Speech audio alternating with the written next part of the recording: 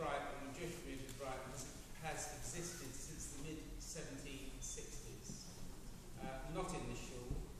For the first few years, it was very sort of hit and miss affair. But we regard the community as having started somewhere probably about 1780. Gentlemen came from the Rhineland, married a local girl, they produced 10 children, and we think from that,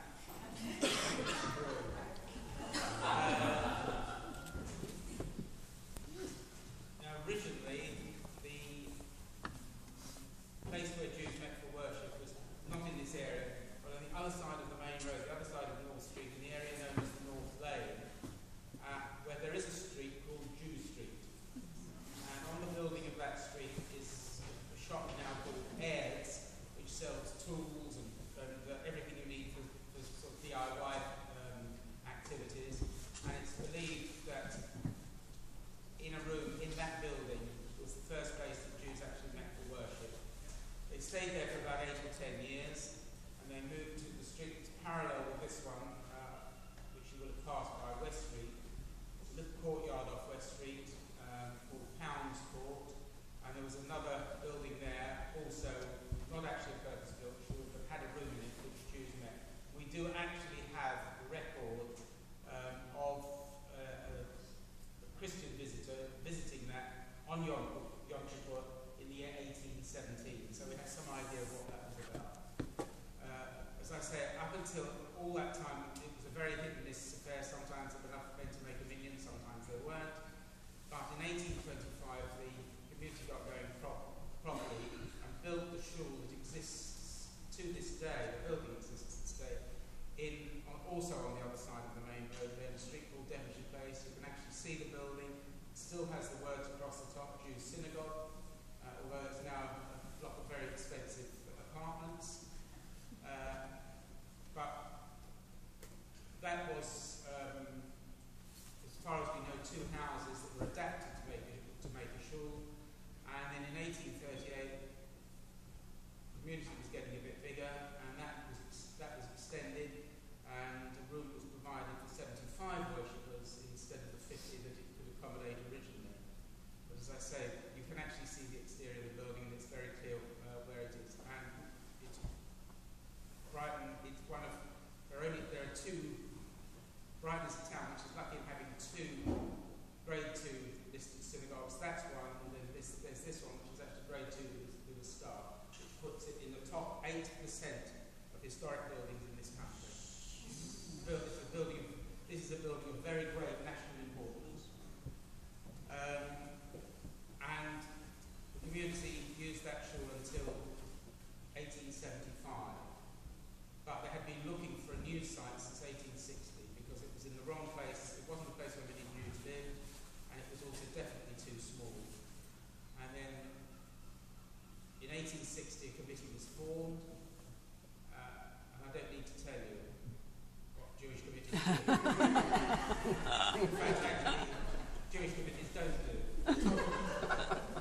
And they talked, and they were disbanded, and the next committee came along, and so this went on for 14 years, until in November 1874, the foundation stone of this building was laid.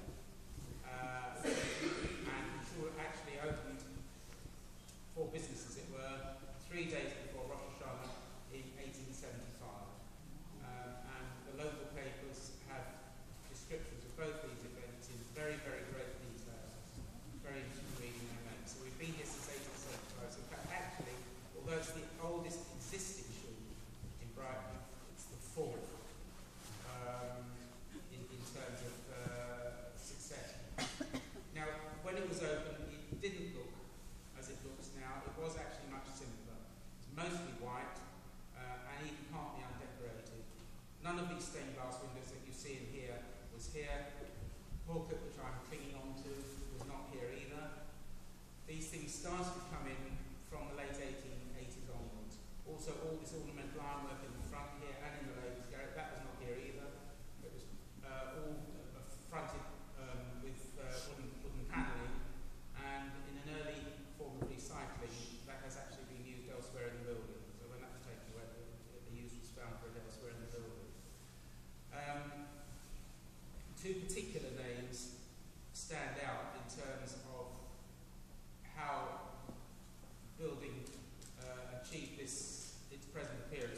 about 40 years. It actually evolved over that fairly lengthy period. And what you're seeing is virtually unchanged since about 1915.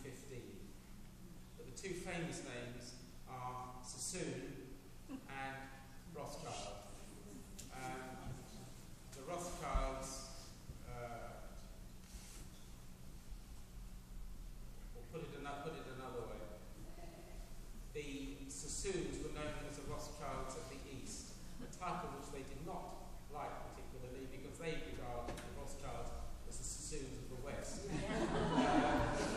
But be that as it may, they did come together, and this pulpit is what commemorates that fact, because it commemorates the marriage of a Sassoon with a French Rothschild. The original Sassoon is commemorated by this pair of windows here. Sir Albert Sassoon, as he became known in this country, Abdullah Sassoon, as he was known in India, and he was one of three brothers that were sent over by their father to get the Sassoons involved in the cotton trade. And the place to do that was this country, because rather than they tended to trade from India eastwards, and they wanted to get into the cotton trade. So Sir Albert Sassoon is commemorated by this window, and it was he that presented this pulpit to commemorate the marriage of his son Edward to Aileen de Rothschild of Paris. This came in 1887, so quite where the rabbi preached for those 12 years, we're not sure, but certainly not at this. And then all these windows that you see were donations. Down here, the 18 main ones were purchased as a result of a bequest of £160 in the late 1880s, and the architect was paid 13.5 guineas. Anybody who still remember guineas, it's equivalent to about 15 old pounds, to design them. Upstairs, each of the windows was presented by an individual family, and there are Rothschild connections with that window there, which is the end one, which if you want to go to the gallery you can see, and also the second one from the end here. And this surround here also has Rothschild connections. Two candelabra here, also Rothschild. They were given by Baroness Mary Rothschild, my daughter Hannah. They provided, I think, some £65. With those £65, these two candelabra were bought. The art here is a Sassoon donation.